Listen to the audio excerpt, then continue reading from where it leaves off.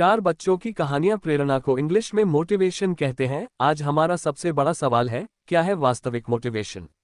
क्योंकि आमतौर पर देखा गया है कि कामयाब व्यक्तियों को लगातार मोटिवेशन की आवश्यकता नहीं होती, वही असफलताओं से घिरे हुए व्यक्ति मोटिवेशनल गुरु की तलाश में रहते हैं। इस गुत्थी को सुलझाने के लिए आइए चलते हैं एक जबरदस्त कहानी की ओर। मुझे पूरी आशा है कि मोटिवेशन की सच्चाई को समझने हेतु ये कहानी आपका मार्गदर्शन करेगी। ये कहानी एक सोशल मीडिया मोटिवेशनल गुरु विजय सिंह की है, जिन्होंने युवाओं के बीच एक क्रांति ला दी। बात उन दिनों की है जब कोरोना वायरस नाम की समस्या ने इंसानों का जीवन दूभर कर दिया था। लोग मजबूर थे अपने घरों में कैद होने के लिए, और इसी बीच सोशल मीडिया में उभरा एक ऐसा शिक्षक जिसने युवाओं को प्रोत्साहित करके रास्ता दिखाया। विजय सिंह ने कोरोना काल में अपने घर से ही मोटिवेशनल वीडियो बनाने शुरू किए। पढ़ने लिखने वाले ज्यादातर युवाओं को प्रेरणात्मक जानकारियां पसंद आती है, इसलिए धीरे धीरे विजय के वीडियो वायरल होने लगे। कुछ ही महीनों के अंदर विजय सिंह व्यापारिक शिक्षा देने वाले जाने माने सोशल मीडिया मोटिवेशनल गुरु बन चुके थे।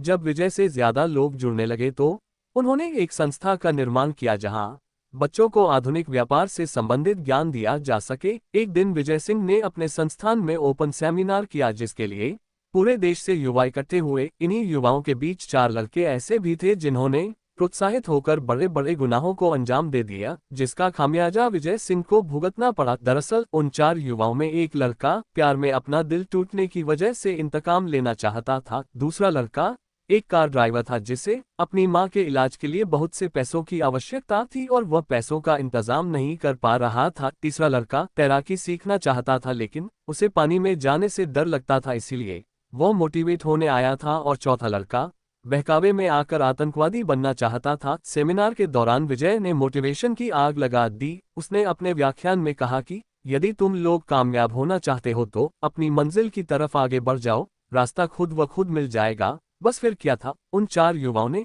विजय सिंह से प्रोत्साहित होकर अपने अपने स्तर पर अपना लक्ष्य प्राप्त करने के लिए आगे बढ़ गए, जिसके परिणाम स्वरूप पहले लड़के ने प्यार के धोखे का बदला लेने के लिए अपनी प्रेमिका के नए प्रेमी पर जानलेवा हमला किया, जिससे उसे गंभीर चोटें आई और उसे दर्दनाक हालत में अस्पताल में भर्ती करवाना पड़ा। हालांकि वारदात के कुछ देर बाद लड़के को गिरफ्तार कर लिया गया। दूसरा लड़का अपने मालिक के घर से गहने चोरी करके अपनी मां का इलाज करवाने पहुंचा है, लेकिन उसे भी सूचना मिलते ही अस्पताल से गिरफ्तार कर लिया गया। तीसरा लड़का तैराकी सीखने के लिए बिना किसी मदद के अकेले ही नदी में कूद गया और पानी में डूबने उसकी जान चली गई। और चौथा लड़का, जिसके इरादे खौफनाक थे, उसने एक इलाके में जाकर गैस सिलेंडर से धमाका करना चाहा, लेकिन वहां मौजूद भीड़ की सूझबूझ से उसे काबू में कर लिया गया। लेकिन कहानी में मोड़ तब आया जब चारों युवकों के अपराधों के तार विजय सिंह के मोटिवेशनल प्रोग्राम से जुड़े नजर आ रहे थे। पुलिस ने तहकीकात के दौरान विजय सिंह को गिरफ्तार कर लिया। वह एक बहुत बड़ी शख्सियत थी, इसलिए उनके बचाव में वकीलों की फौज खड़ी हो गई। मामला गंभीर था। विजय सिंह पर 4 संगीन अपराधों को करवाने का आरोप था।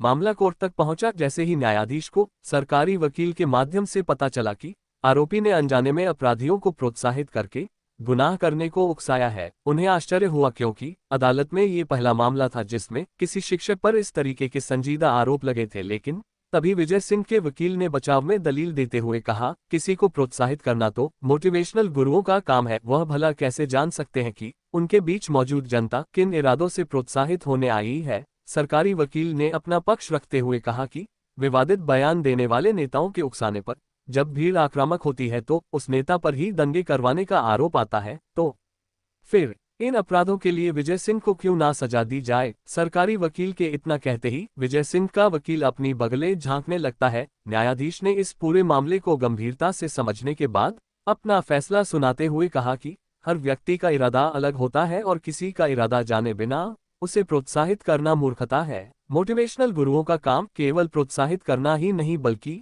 युवाओं के मन की बात सुनते हुए उन्हें रास्ता दिखाना है। हालांकि यह अपराध अनजाने में घटित हुआ है, जिसमें विजय सिंह का कोई व्यक्तिगत इरादा नहीं था, इसलिए अदालत विजय सिंह को हिदायत के साथ बरी करती है। मामले से बाहर आते ही विजय सिंह अपने संस्थान का पूरा संस्करण ही बदल देता है, जिसके अनुसार वह पहले हर लड़के की मनोवैज्ञानिक तौर पर काउंसलिंग करता और उसके बाद उसे लक्ष्य की ओर बढ़ने को कहता। धीरे धीरे विजय सिंह लोगों का चहेता मोटिवेशनल गुरु बन गया। अब वह समझने लगा था कि असली प्रोत्साहन का मतलब सार्थक उद्देश्य की ओर दिशा देना होता है। और इसी के साथ कहानी खत्म।